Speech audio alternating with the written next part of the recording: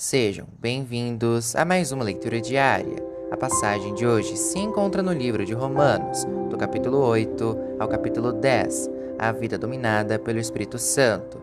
Agora, já não existe nenhuma condenação para as pessoas que estão unidas com Cristo Jesus, pois a lei do Espírito de Deus, que nos trouxe vida por estarmos unidos com Cristo Jesus, livrou você da lei do pecado e da morte.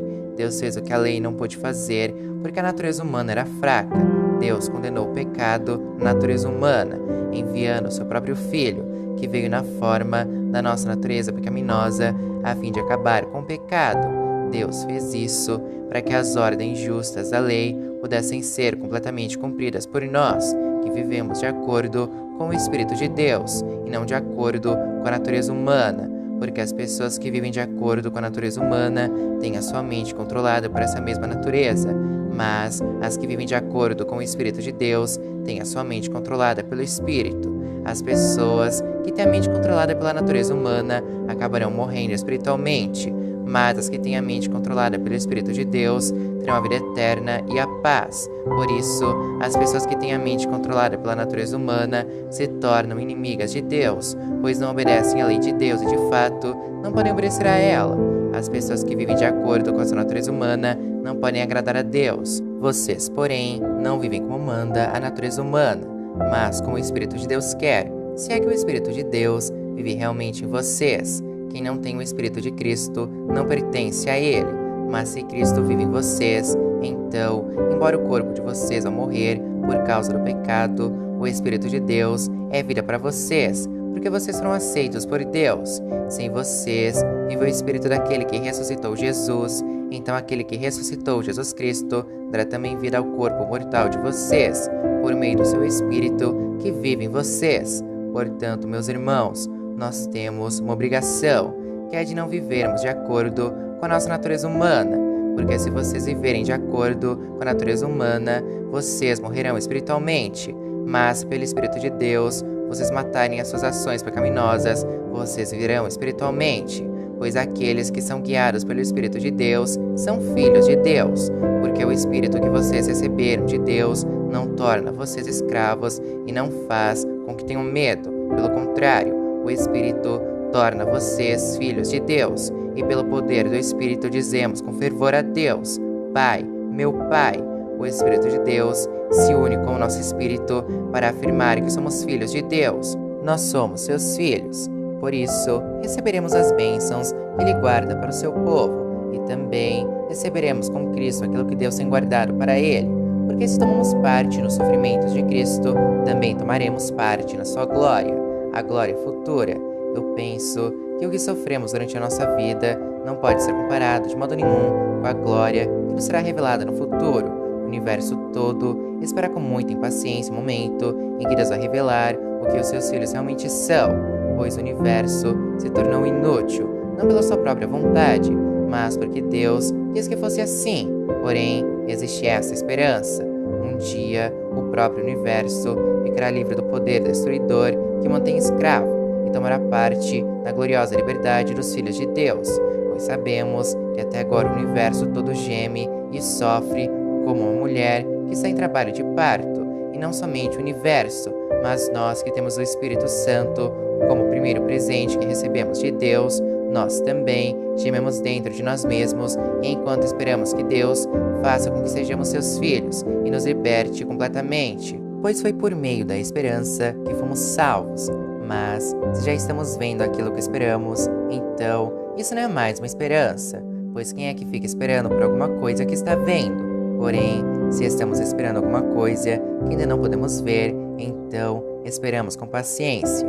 Assim também, o Espírito de Deus vem nos ajudar na nossa fraqueza, pois não sabemos como devemos orar, mas o Espírito de Deus, com gemidos que não podem ser explicados por palavras, pede a Deus em nosso favor, e Deus, que vê o que está dentro do coração, sabe qual é o pensamento do Espírito, porque o Espírito pede em favor do povo de Deus e pede de acordo com a vontade de Deus, pois sabemos que todas as coisas trabalham juntas para o bem daqueles que amam a Deus, daqueles a quem Ele chamou de acordo com o seu plano, porque aqueles que já tinham sido escolhidos por Deus, ele também separou a fim de se tornarem parecidos com seu filho.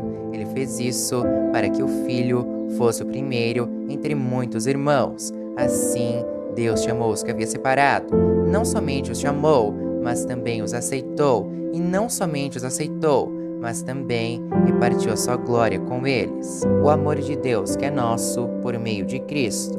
Diante de tudo isso, o que mais podemos dizer? Se Deus está do nosso lado, quem poderá nos vencer? Ninguém, porque Ele nem mesmo deixou de entregar o próprio Filho, mas o ofereceu por todos nós. Se Ele nos deu seu Filho, será que não nos dará também todas as coisas? Quem acusará aqueles que Deus escolheu? Ninguém, porque o próprio Deus declara que eles não são culpados. Será que alguém poderá condená-los? Ninguém, pois foi Cristo Jesus quem morreu, ou melhor, quem foi ressuscitado, e está à direita de Deus, e Ele pede a Deus em favor de nós. Então, quem pode nos separar do amor de Cristo? Serão os sofrimentos, as dificuldades, a perseguição, a fome, a pobreza, o perigo ou a morte, como dizem as Escrituras Sagradas. Por causa de ti, estamos em perigo de morte o dia inteiro. Somos tratados como ovelhas que vão para matadouro. Em todas essas situações, temos a vitória completa por meio daquele que nos amou, pois eu tenho a certeza de que nada pode nos separar do amor de Deus, nem a morte, nem a vida, nem os anjos, nem outras autoridades ou poderes celestiais, nem o presente, nem o futuro, nem o mundo lá de cima, nem o mundo lá de baixo. Em todo o universo não há nada que possa nos separar do amor de Deus, que é nosso por meio de Cristo Jesus, o nosso Senhor. Capítulo 9. Deus e o seu povo. O que eu digo é verdade. Sou de Cristo e não minto, pois a minha consciência, que é controlada pelo Espírito Santo, também me afirma que não estou mentindo. Sinto uma grande tristeza e uma dor sem fim no coração, por causa do meu povo, que é a minha raça e meu sangue. Para o bem desse povo, eu mesmo poderia desejar receber a maldição de Deus e ficar separado de Cristo. Eles são um povo escolhido por Deus. Ele os tornou seus filhos e repartiu a sua glória com eles. Deus fez suas alianças com eles e lhes deu a lei, a verdadeira maneira de adorar e as promessas. Eles são descendentes dos patriarcas e, como ser humano, Cristo pertence à raça deles. Que Cristo, que é o Deus que governa todos, seja louvado para sempre. Amém. Eu não estou dizendo que a promessa de Deus tenha falhado. De fato, nem todos os israelitas fazem parte do povo de Deus. Nem todos os descendentes de Abraão são filhos de Deus, pois Deus disse a Abraão, por meio de Isaque, é que você terá os descendentes que eu lhe prometi. Isso quer dizer que os que são considerados como os verdadeiros descendentes de Abraão são aqueles que nasceram como resultado da promessa de Deus, e não os que nasceram de modo natural. Pois quando fez a promessa, Deus disse a Abraão o seguinte: no tempo certo, eu voltarei, e Sara, sua mulher, terá um filho. E mais ainda, os dois filhos de Rebeca tinham o mesmo pai, o nosso antepassado Isaque. Mas, para que a escolha de um deles fosse completamente de acordo com o plano de Deus, o próprio Deus disse a Rebeca: o mais velho será dominado pelo mais moço. Disse isso antes de eles nascerem e antes de fazerem qualquer coisa, boa ou má. Assim, ficou confirmado que é de acordo com o seu plano que Deus escolhe aqueles que Ele quer chamar, sem levar em conta o que eles tenham feito. Como dizem as Escrituras Sagradas, eu escolhi Jacó, mas rejeitei Esaú. O que vamos dizer então? Que Deus é injusto? De modo nenhum, pois Ele disse a Moisés: terei misericórdia de quem eu quiser, terei pena de quem eu desejar. Portanto, tudo isso depende não do que as pessoas querem ou fazem, mas somente da misericórdia de Deus. Porque, como está escrito nas Escrituras Sagradas, Deus disse a Faraó: foi para isto mesmo que eu pus você como rei, para mostrar o meu poder e fazer com que meu nome seja conhecido no mundo inteiro.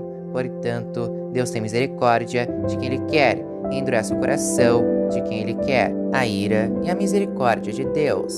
Algum de vocês vai me dizer: se é assim, como é que Deus pode encontrar culpa nas pessoas? Quem pode ir contra a vontade de Deus? Mas quem é você, meu amigo, para discutir com Deus? Será que um pote de barro pode perguntar a quem o fez: por que você me fez assim? Pois o homem que faz o pote tem o direito de usar o barro como quer. Do mesmo barro, ele pode fazer 2 potes, um pote para uso especial e outro para uso comum. Foi isso que Deus fez. Ele quis mostrar a sua ira e tornar bem conhecido o seu poder. Assim, suportou com muita paciência os que mereciam o castigo e que iam ser destruídos. Ele quis também mostrar como é grande a sua glória, que ele derramou sobre nós, que somos aqueles de quem ele teve pena e a quem ele já havia preparado para receberem a sua glória, pois nós somos aqueles que Deus te amou, não somente os que são judeus, mas também os não-judeus. Isso é o que ele diz no livro de Oséias. Aqueles que não eram meu povo, eu chamei de meu povo. A nação que não amava, chamei de minha amada. E no mesmo lugar onde foi dito, vocês não são meu povo, ali eles serão chamados de os filhos do Deus vivo. Isaías disse a respeito de Israel: mesmo que o povo de Israel seja tão numeroso como os grãos de areia da praia do mar, somente alguns deles serão salvos, pois o Senhor julgará logo de uma vez o mundo inteiro, como o próprio Isaías tinha dito antes. Se o Senhor Todo-Poderoso não nos tivesse deixado alguns descendentes, seríamos agora como a cidade de Sodoma, e estaremos destruídos como Gomorra. O povo de Israel e o Evangelho. O que vamos dizer então? Vamos dizer isto: os não-judeus, que não procuravam ser aceitos por Deus, foram aceitos por meio da fé. Porém, o povo de Israel, que procurava uma lei para ser aceito por Deus, não encontrou o que estava procurando. E por que não? Porque eles procuravam alcançar isso por meio das suas ações e não por meio da fé. Eles tropeçaram na pedra de tropeço, como dizem as Escrituras Sagradas. Vejam, estou colocando em Sião uma pedra em que eles vão tropeçar, a rocha que vai fazê-los cair, mas quem crê nela não ficará desiludido. Capítulo 10. Meus irmãos, desejo de todo o coração que meu próprio povo seja salvo, e peço a Deus em favor deles, porque eu sou testemunha de que eles são muito dedicados a Deus, mas a dedicação deles não está baseada no verdadeiro conhecimento, pois eles não conhecem a maneira como Deus aceita as pessoas e assim têm procurado conseguir isso da sua própria maneira. Eles rejeitaram o modo de Deus a aceitar as pessoas, porque com Cristo a lei chegou ao fim, e assim os que creem é que são aceitos por Deus. A salvação é para todos, pois o que Moisés escreveu a respeito de as pessoas serem aceitas por Deus pela obediência à lei foi isto: viverá aquele que fizer o que a lei manda.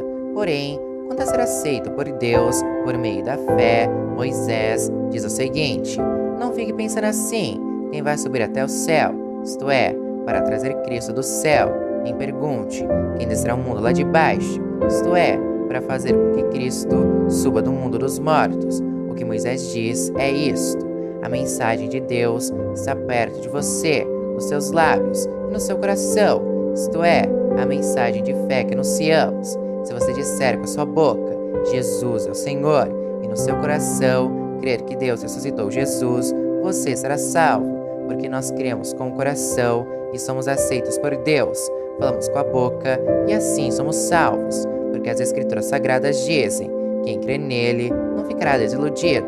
Isso vale para todos, pois não existe nenhuma diferença entre judeus e não judeus. Deus é o mesmo Senhor de todos e abençoa generosamente todos os que pedem a sua ajuda, como dizem as Escrituras Sagradas. Todos os que pedirem a ajuda do Senhor serão salvos. Mas como é que as pessoas irão pedir se não crerem nele? E como poderão crer se não ouvirem a mensagem? E como poderão ouvir se a mensagem não for anunciada? E como é que a mensagem será anunciada se não forem enviados mensageiros? As Escrituras Sagradas dizem: como é bonito ver os mensageiros trazendo boas notícias, mas nem todos aceitam a boa notícia do Evangelho. Foi Isaías quem disse: Senhor, quem creu na nossa mensagem? Portanto, a fé vem por ouvir a mensagem, e a mensagem vem por meio da pregação a respeito de Cristo. Mas eu pergunto, será que eles não ouviram a mensagem? É claro que ouviram, como dizem as Escrituras. A voz deles se espalhou pelo mundo inteiro, e as suas palavras alcançaram a terra toda. Eu pergunto ainda, será que o povo de Israel não soube disso? Moisés foi o primeiro a dar uma resposta. Ele disse: eu farei com que vocês fiquem com ciúmes de um povo que não é uma nação. Farei com que fiquem com raiva de uma nação de gente sem juízo. Isaías foi mais corajoso ao anunciar o que Deus disse: eu fui achado por aqueles que não me procuravam. e apareci aos que não perguntavam por mim. Mas a respeito de Israel, Deus disse: o dia inteiro eu abri os braços, pronto para receber um povo desobediente e rebelde.